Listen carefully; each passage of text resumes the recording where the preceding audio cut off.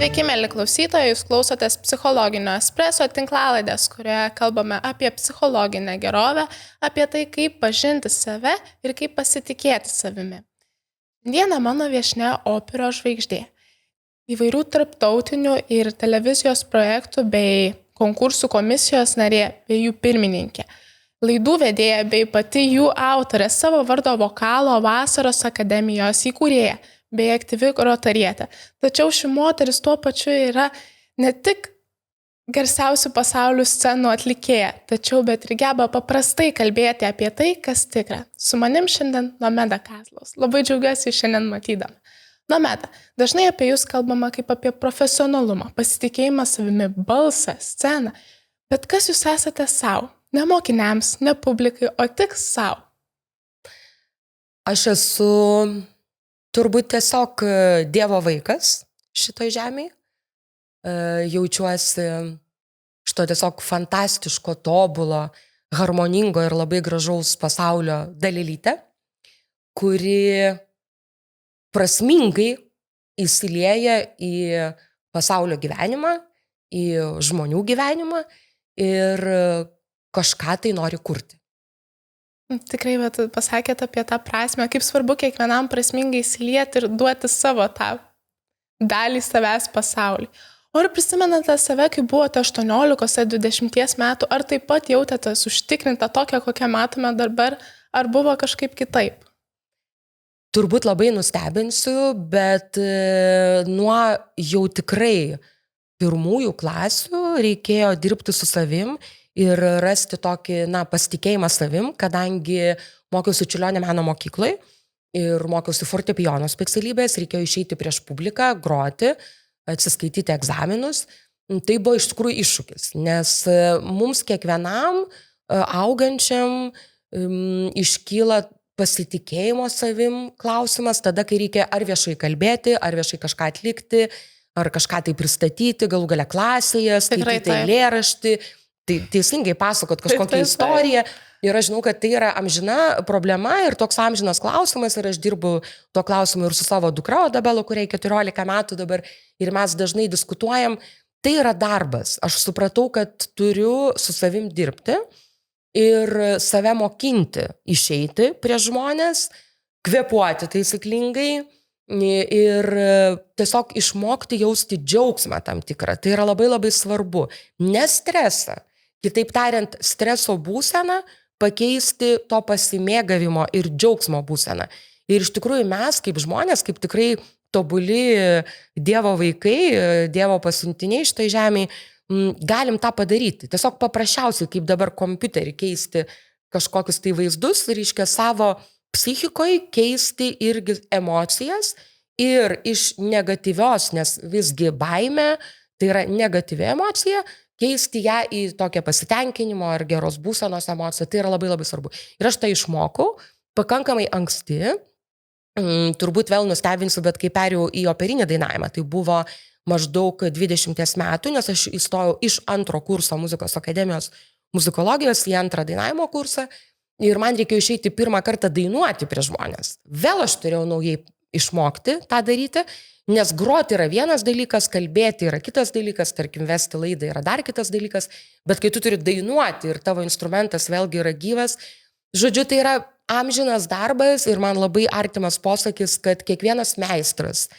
savo srities visą laiką yra mokinys, iki pat gyvenimo pabaigos. Todėl nereikia bijoti, ypatingai jaunam žmogui, kad jisai susiduria su tam tikrais klausimais, su tam tikrais problemų sprendimais, kaip tarkim savęs prezentavimas, taip kaip viešas kalbėjimas ir taip toliau. Tiesiog reikia tuo klausimu dirbti, geriausiai turėti tinkamą mentorių, kad gerai informuotų, vestų tą linkme ir padėtų teisingai išugdyti tam tikrus refleksus. Ir viskas yra pasiekiama, viskas yra iš tikrųjų įgyvendinima ir aš daugybę metų dabar labai džiaugiuosi, būdama prieš publiką, prieš žmonės, ar tai būtų laidos, ar tai būtų koncertai, ar tai būtų įvairūs kitas kalbėjimas, bendravimas, nes tai tiesiog jau patirtis atsiranda. Įdirbis ir tik tai dar kartą pakartoju, reikia dirbti ir tada visą tai galima padaryti. Gal pasidalintumėt keliais slaptais tipsais, ką darote? ateina ta minutė, reikia išeiti ir tas stresas, atrodo, kraujas sustingsta. Ką tada daryti? Kaip išeiti? Labai labai svarbus dalykas yra kvėpuoti. Labai paprastas, labai primityvus, atrodo žmogus gimsta ir jis iš karto įkvepia, reikia mokėti sureguliuoti kvėpavimą. Juk dabar aš žinau, kad ir tikrai ir psichologai, ir psichoterapeutai mokina žmonės, netgi tos, kurie turi, tarkim, panikos atakas ar kažkokius tai kitus negatyvius dalykus, reikia kvėpuoti. Reikia išmokti ramiai kvėpti, ramiai iškvėpti. Ramiai kvėpti, ramiai iškvėpti. Tai yra vienas iš tokių esminių dalykų. Kitas momentas labai svarbus, ką aš galėčiau patarti, yra vadinamos tokios, nežinau, kiek jūs apie tai irgi žinote, etaloninės būsenos žmogaus. Reikėtų kiekvienam susikurti ir turėti savęs įvaizdį, įsivaizdavimą, tai yra vadinama etaloninė būsena, kai tu jautiesi gerai. Tarkim, aš turiu labai mylimą vietą Ispanijoje, Kosta Bravoj prie jūros, kur tokia kaip ir įlankėlė nedidelė ir aš prisimenu save, kaip aš ten jaučiuos, kaip aš puikiai girdžiu, tarkim, jūrą, paukščius, ramybę, tai yra atsipalaidavimo būsena ir reikia mokėti save įvesti į šitą būseną, tai yra tokia etaloninė vadinama būsena ir jų gali būti įvairių. Kita būsena, kai man reikia, pavyzdžiui, eiti prieš publiką, prieš žmonės, tai visgi daugiau yra ne atsipalaidavimo būsena, bet tokia, aktyvi fazė. Tai aš galiu patarti irgi prisiminti save iš tikrųjų aktyvų, nesvarbu, kur tai bebūtų. Ar tai būtų sportas, ar tai būtų kažkokia tai olimpiada, ar tai būtų kažkoks intensyvus bendravimas, nežinau, galbūt diskoteka, tarkim, šokiai, kai tu atsipalaiduoji. Tiesiog atrasti savo būsenas ir mokėti į jas nukeliauti. Ir tada jas pritaikyti, vėlgi pakeis plokštelę. Kitas mano būtų klausimas, kaip jūsų pasitikėjimas savimi keitėsi gyvenimo etapais. Ar buvo, kada jo buvo mažiau, gal buvo iš viso momentų, kada trūko?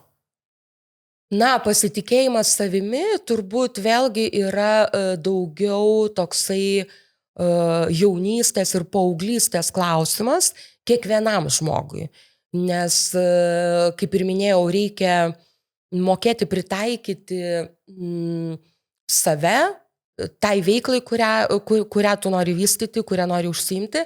Ir neišvengiamai žmogus susiduria su to klausimu. Tarkim, advokatas, jis studijuoja ir nori tapti advokatu, tai vienareikšmiškai jis irgi turi pereiti turbūt daugybę baimių ir turi išmokti bendrauti. Tai, kaip minėjau, visi tie momentai labai vertingi, o man pačiai asmeniškai irgi trumpai jau užsiminiau, kad tai yra pastovus darbas su savim. Galiu pasakyti, jau tarkim, tokiam amžiuje, kai turi patirties ir turi geros patirties, ačiū Dievui, gali būti įvairių momentų. Tarkim, kažkas gali atsitikti, blogai išsimiegojai, kažkoks tai mėnulis, kažkokios aplinkybės, galbūt pasauliniam kontekste, karas, pandemija, galbūt asmeniniam kontekste, ne? Kažkas tai iš artimųjų, kažkam reikia pagalbos, o tu galbūt negali tuo metu, ar kažkokie tai tokie vidiniai negalavimai. Labai labai svarbu tokiu metu nepasimesti, nes būtent tada ir krenta žmogaus savivertė. Nes jam trūksta atramos, jisai tarsi pradeda abejoti savo galimybėmis, savo jėgomis. Tai čia vėlgi arba malda, jeigu žmogus yra tikintis ir yra katalikas, tarkim, ar kito tikėjimo, arba meditacija, jeigu žmogus užsiema daugiau jogą ir taip toliau. Labai geras dalykas yra sportas, nes tai irgi yra ir iškrova, ir tuo pačiu ir pasikrovimas. Sudeda mintis į galvą. Taip. Tiesiog sudėlioja mintis į galvą, ar bėgimo takelis, ar kažkas, tai aš pati mėgstu tenisą ir padelį, tai žodžiu visi renkasi tas, kas patinka. Tiesiog tokie labai paprasti dalykai, galų galia pasivaikščioti, išeiti ir apeiti 10 ratų aplink savo rajoną, ar nuvažiuoti kokį nuostabų Vilniaus senamiestį, ar dar kažkur tai. Žodžiu, reikia save įvesti į tokį judėjimo režimą, jokių būdų nebudėjimo ar kažkokio tingėjimo. Taip, užsisėdėjimo. Reikia eiti į žmonės ir ieškoti to pasitikėjimo savimi. Nes aš manau, kad būtent teigiamas bendravimas, teigiami žmonės labai suteikia tų laimės hormonų ir to pasitikėjimo savimi. Nes jeigu tu jauti, kad tavo bendravimas turi atsaką, jisai turi prasme ir tu užsiemi kažkokią, pavyzdžiui, savanorystę, kas yra labai vėl svarbu ir labai džiaugiuosi, kad ir Urtė yra Rotaract prezidentė būsima dabar nuo Liepos mėnesio. Ir labai padeda tai susitvarkyti mintis galvoje, kaip padedi kitiems. Būtent, nes tada žmogus turbūt mažiau galvoja apie save, apie savo klausimus ir problemas, o jisai daugiau koncentruojasi į kitus žmonės ir sugeba irgi pamatyti per tas neigiamas, tarkim, ar kažkokias tai problemas kitų žmonių, kiek daug gėrio yra tavo gyvenime ir kiek tu gali savo tą veiklą padaryti. Taip, kad savanorystė yra labai svarbus momentas. Už tai labai rekomenduoju jaunimui, tikrai yra nuostabus Maltos ordinas. Aš pati irgi esu daug metų Maltos savanorė ir esu irgi daugybę renginių pravedus ir padarius irgi kažkada tai rimtų darbų šiam ordinui. Yra įvairios kitos organizacijos ir Caritas, yra galų gale Rotary, fantastiška, nuostabi organizacija. Galų gale galima nuvažiuoti tiesiog į senelių namus ir padėti vienišiems seneliam praleisti laiką. Ir patirties dar pasisemti. Būtent. Tai labai labai rekomenduoju iš tikrųjų jau nuo vaikystės, nuo mažų metų surasti tą savanorystės veiklą ir ją tiesiog puoselėti iki viso gyvenimo pabaigos. O ką darote tomis dienomis, kaip sakėt, blogas mėnulis, neišsimiegojau. Ką padaryti tą dieną, kaip susistatyti, o reikia prie žmonės eiti, reikia šnekėti, reikia interviu duoti, ką padaryti tą dieną, kaip susitvarkyti? Na, vėlgi, kadangi jau tikrai turiu įvairios patirties, teigiamos ir geros ir pažįstu save, tai dabar labai svarbu žmogui bendrauti su savim, pažinti save, nagrinėti save, kas tau padeda, kokie, tarkim, geri filmai, galbūt gera muzika. Muzika apskritai yra didžiulė galia, ypatinga galia, kuri tiesiog įtakoja apskritai žmogaus dvasinę būseną, vidinę būseną. Ir aš žinau, psichologai yra įrodyta, kad, tarkim, Mocarto klausimas daugybei padėjo mamyčių neščių, kurios laukėsi ir vaikeliai kitaip ilstėsi. Tai yra labai rimti dalykai. Tai reikia, pavyzdžiui, atrasti savo muziką, kuri įkvėpia. Kažką galbūt džiazas, kažką popsas, kažką klasika. Galbūt vėlgi meditacija, malda arba skambutis geram draugui ar draugiai. Manau, kad labai svarbu irgi geri santykiai su tėvais kiekvienam žmogui. Nes vėlgi yra įrodyta turbūt ir mokslo, ir psichologų, jeigu yra problematiški santykiai su tėvais, jie persikelia į žmogaus gyvenimą. Tikrai taip. Ir jie tada veikia kažkokiais tam tikrais principais, duodami žmogui vis galimybę tobulėti, tobulintis ir arba žmogus įvykdo tą užduotį per gyvenimą, arba ne. Vėlgi reikia tiesiog nebijoti, ieškoti tų teigiamų emocijų, geros tos etaloninės būsenos pavyzdžio.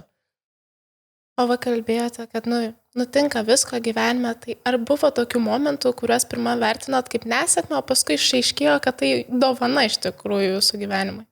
Tikrai buvo ir ne vienas. Ir labai dažnai žmogus, kai jisai susiduria, tarkim, su kažkokia tai nesėkme arba atmetimu. Na, tarkim, duosiu pavyzdį dabar ne iš mano gyvenimo, bet kaip žinia, yra buvusių įvairiausių momentų, kai žmonės vėluoja į lėktuvą. Ir paskui tas lėktuvas patiria katastrofą. Arba kažkur tai neišeina, neišvažiuoja ir paskui kažkas tai įvyksta. Reikia visada ieškoti bet kokiam veiksme, jeigu jisai ir nėra teigiamas, to teigiamo momento ar tos teigiamos dalelytės. Ir aš iš tikrųjų esu išmokusi tą daryti. O kaip išmokote? Tiesiog vėlgi per savo mentorius, per išmintingus žmonės, aš labai apskritai vertinu bendravimą ir kitus žmonės, tą, ką jie irgi moka perteikti ir pasakyti. Yra labai svarbu komunikuoti. Mes esam, Dievo vaikai ir mūsų pagrindinis tikslas yra bendrauti ir perduoti vieni kitiem patirtį, dvasingumą. Vėlgi čia noriu grįžti prie Rotary organizacijos, kuri vienyje daugybę lyderių, labai galingų ir stiprių, kurie būtent dalinasi tom, tą patirtim. Ir kiekvienas turtėja, praturtėja. Taip kad grįžtant į jūsų klausimą, ar aš turėjau tokių momentų, ir labai konkretų, pavyzdžiui, papasakosiu. Būtinai. Buvo 2000 metai ir dalyvavau Montserrat Caballé konkurse. Aš jau iki to laiko buvau laimėjus tikrai ne vieną tarptautinį konkursą ir tarsi turėjau pasitikėjimą savimi ir vis tiek, kai tu sieki savo tikslo ir turi tam tikrus įvertinimus, nesvarbu, kad galbūt esi iš mažos šalies ir neturi komisijose savo pedagogų, kas yra labai dažnai dėja daroma, kai yra pedagogai, tai yra suteikiamos kažkokios vietos, bet aš buvau vis tiek ryški ir turėjau laimėjimų ir svarių laimėjimų, būtent pirmasis vietas laimėjau. Ir staiga manęs nepraleido į finalą. Mane praleido į pusfinalį, bet nepraleido į finalą. Aš būdama iš tikrųjų ambicinga tuo metu, nes vis tiek manau, kad jaunystė ir apskritai iki 30 metų žmogus turi išnaudoti tą ambiciją savo tikslui įgyvendinti. Kaip sako, jūra iki kelių. Taip, bet čia yra labai gerai, taip. Nes žmogus jis turi išnaudoti tą energiją, nes jis dar nesusidūrė su tam tikrais turbūt gyvenimo momentais, nesėkmėm, atmetimais ir jį dar veža į priekį tai, kas yra labai labai svarbu. Ir štai kas man atsitiko, manęs nepraleido į finalą. Aš kalbėjau ne su vienu komisijos nariu, labai garsiu nariu, ir man pasakė, vaikeli, esi iš nedidelės šalies Lietuva ir esi labai ryški, kaip mes galim tave praleisti, tai tiesiog tu sudarai didžiulę konkurenciją kitiem. Ir aš tada, pagalvojau, būtent, nes, aš dirbu, aš tikrai gerai dainuoju ir aš turėjau dirbti su savim, su savo savivertę, nes manęs visgi nepraleido. Bet man paaiškino, kad aš tiesiog per didelę konkurentę kitiem. Ir aš norėjau suskrauti daiktus ir nelikti Montserrat Caballé meistriškumo kursuose. Nes tai buvo toksai projektas, kur aš turėjau dalyvauti ir konkursai, ir meistriškumo kursuose. Bet mano šeima, mano artimieji, mano visa artima aplinka įkalbėjo likti. Ir aš turėjau būtent šitoj vietoj nuleisti savo ambicijas. Ir pagalvoti, gerai, aš priimu šitą situaciją, kokia jinai yra. Ir pasižiūrėsim, kaip čia bus toliau. Ir aš išėjau dainuoti pirmą dieną tose meistriškumo kursuose ir tada Montserrat atsistojo ir pasakė, kad we have a diva, a wonderful voice.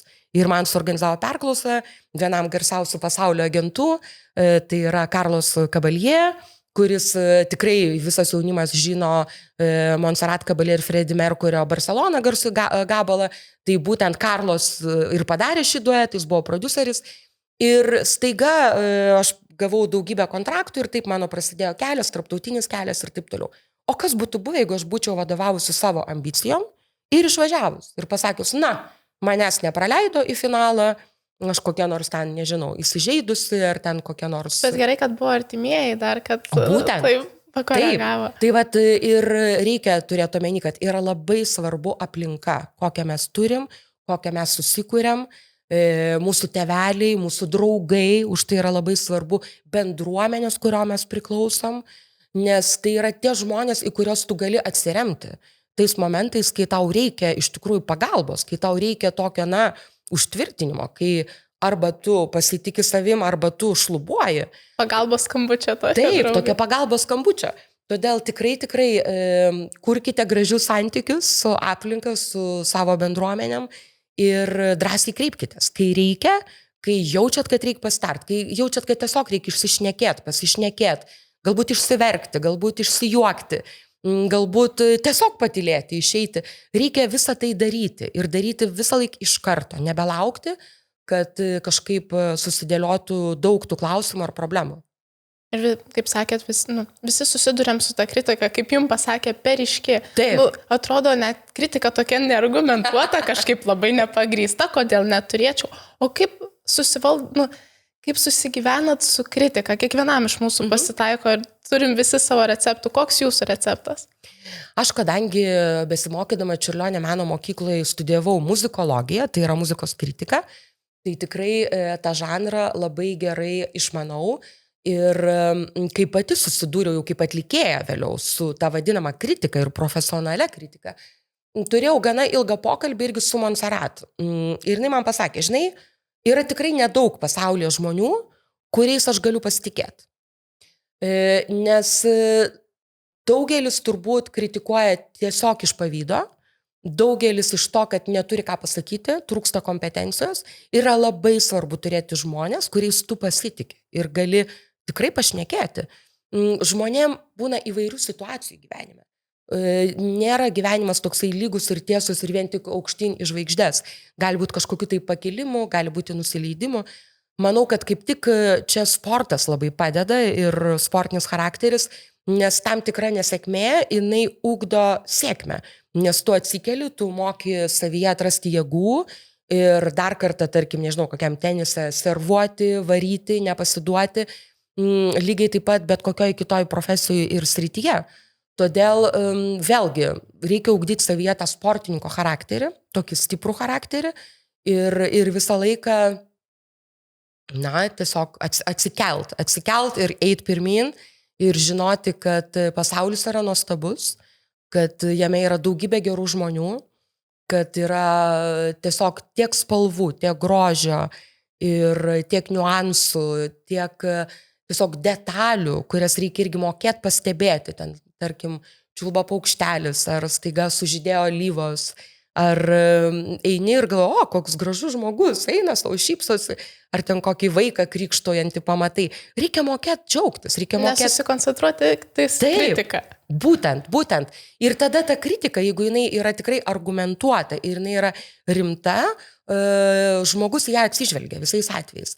Ir tik protingas ir stiprus žmogus gali apskritai priimti kritiką. Kritiką reikia mokėti priimti, reikia save mokinti priimti kritiką. Bet aš dar kartą pasikartoju, rasti žmonės, kuriais tu gali pasitikėti, kad jie duoda argumentuotą kritiką, nėra paprasta. Ypatingai šiais laikais, kai dėja, bet vyroja ir įvairi cancel kultūra ir apskritai nėra toleruotinas, tarkim, kažkoks tai požiūris, tarkim, į religiją, ne? Yra dabar galbūt mažiau religingų žmonių ir jaunimo tarpe, nes jie gal mato kitaip pasaulį, gal jie keliauja, gal jie užsiema meditaciją, jogą, ar galbūt iš viso pripažįsta kažkokį tai kitą tikėjimą, bet būkim tolerantiški vieni kitiem. Jeigu aš katalikė ir man yra tai svarbu, reikia mokėti gerbti mano pasirinkimą, tiesa? Tai va tas įvairovės buvimas ir skirtingo pasaulio buvimas, skirtingų spalvų žmonės, skirtingų sielų, skirtingų sąskambių žmonės, jie ir sudaro šitą ypatingą harmoniją ir ypatingą aplinką, kuri skamba ir, tarkim, vienam amžiui vienaip suskamba, už tai tada išryškėja kokia nors ten renesanso epocha, paskui išryškėja kažkoks kitas žanras, ne?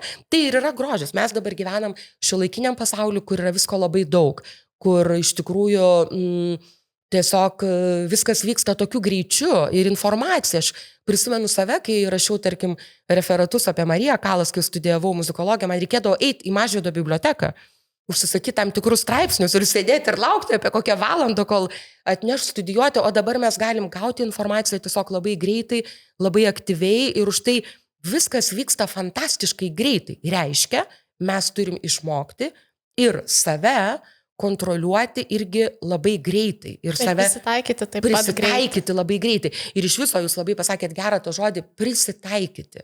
Mokėt prisitaikyti prie situacijos, prie aplinkos. Jeigu kažkaip kažkas įvyko, tiesiog reikia mokėti prisitaikyti. Čia yra žmogaus stiprybė, o ne silpnybė. Aš neturiu omeny prisitaikyti, tarkim, prie netiesos sakymo, prie kažkokio tai neteisingo požiūrio ar atvirkščiai, bet prisitaikyti, tarkim, buvo pandemija ir vis tiek išlošė tie žmonės, kurie tą situaciją priėmė ramiau, kurie išmoko tai paversti pozityvų, taip, kažką tai daryti, sukurti, galbūt kažkas pradėjo, nežinau, kurti dainas, rašyti poeziją ar knygą ar dar kažką, reiškia, tai ir yra tas gebėjimas prisitaikyti. Kitas galbūt tik tai niurzgėjo, verkė ir kritikavo. Čia toks vienas iš pavyzdžių. Kas kalbėjote apie žmonės, kuriais pasitikėti, kaip svarbu juos atrasti, kokius kriterijus keliate žmonėm, kuriais pasitikit ir kas jie jums yra. Pavyzdžiui, man mama, visą laiką skambinu mamai, jeigu kas nutinka. Kokie kriterijai ir kokie tie žmonės? Taip, tai manyčiau, kad mama apskritai yra toks šventas dalykas ir mama yra vienintelė šitoj žemėje be jokios abejonės. Ypatingai reikia pasitikėti tėvais, nes tėvai tai yra tie žmonės, kurie atveda mus į gyvenimą, kurie mus tiesiog, išmokina visko ir mums suteikia stiprybę, tai tėveliai tikrai pirmoje vietoje. Paskui yra mokytojai įvairūs mentoriai ir mokytojai, kuriuos mes atrandam per gyvenimą, bet tie mokytojai vėlgi ateina į kiekvieno žmogaus gyvenimą, kai tu esi tam pasiruošęs. Nes kartais informacijos yra tiek daug ir kartais yra tiek daug įvykių, kad net geriausi mokytojai, būdami šalia, jie, neduos jokio rezultato, nes jeigu žmogus dar nėra pasiruošęs, jis nėra ta kempinė, kuri įtrauktų visą tą informaciją, bet reikia ieškoti vėlgi tokių žmonių mokytojų. Draugai, artimi draugai, kurie turi panašias vertybės į pasaulį, tarkim, į santykius, nežinau, tarkim, į šeimą, nes yra įvairių požiūrių.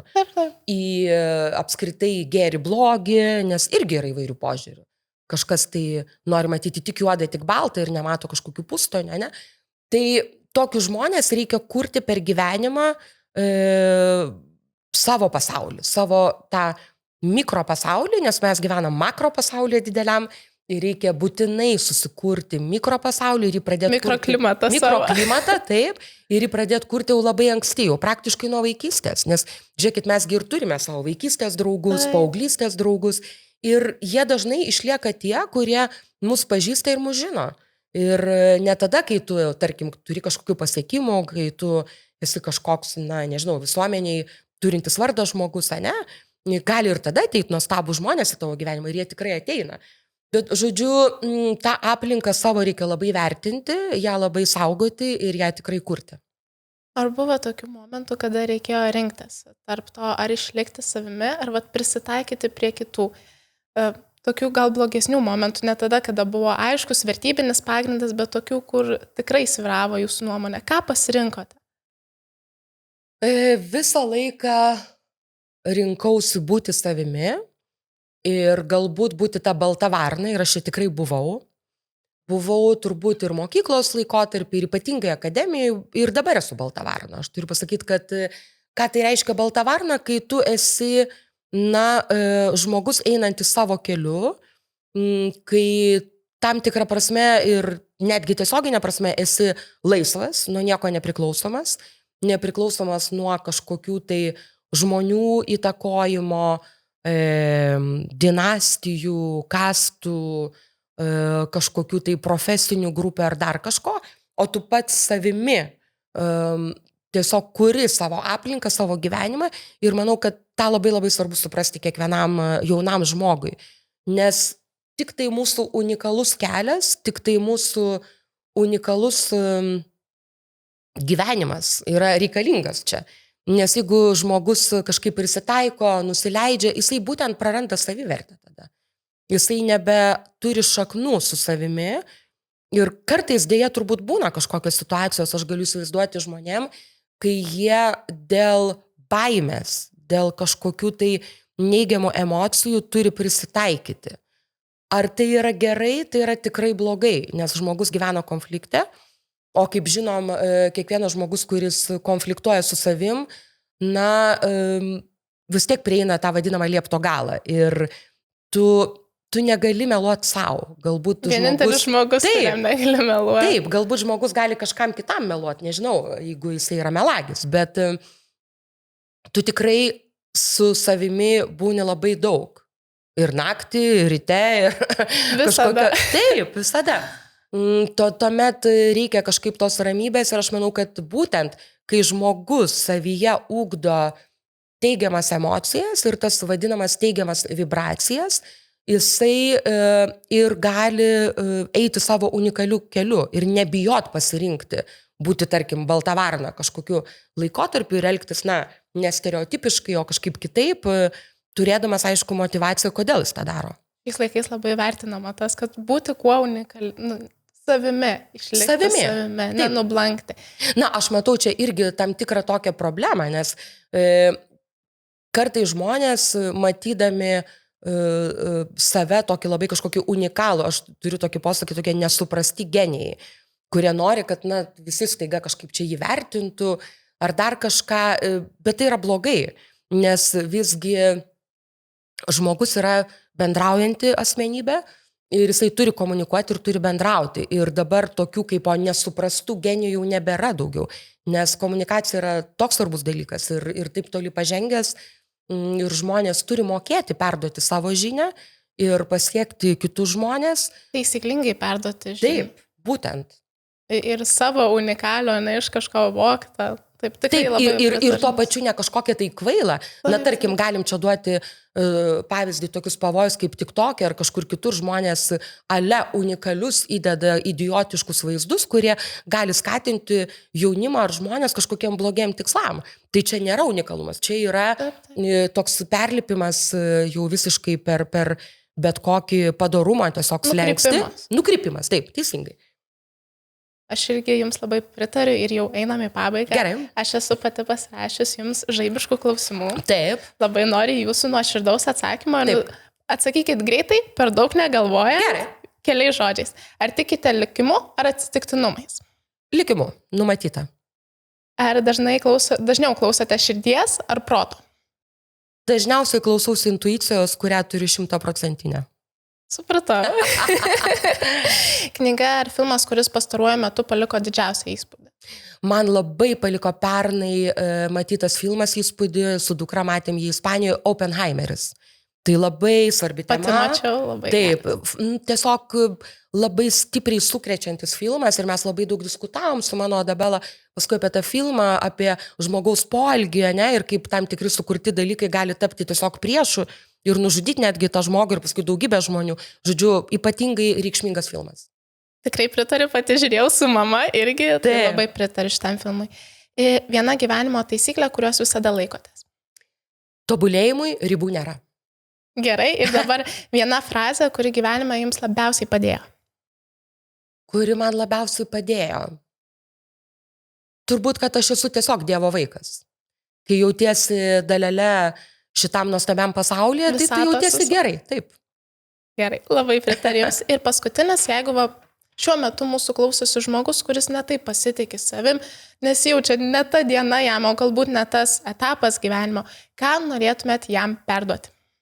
Norėčiau pasakyti, kad būtinai kelkis, eik į žmonės, eik į aplinką, kuri tave myli. Labai svarbu eiti pas tos žmonės, kurie myli, pas tėvus, pas draugus, į tą bendruomenę, kuri gali tave suprasti, išklausyti. Mentorius, taip. Ir bandyk pamatyti šviesą. Visą laiką, būk šviesoj.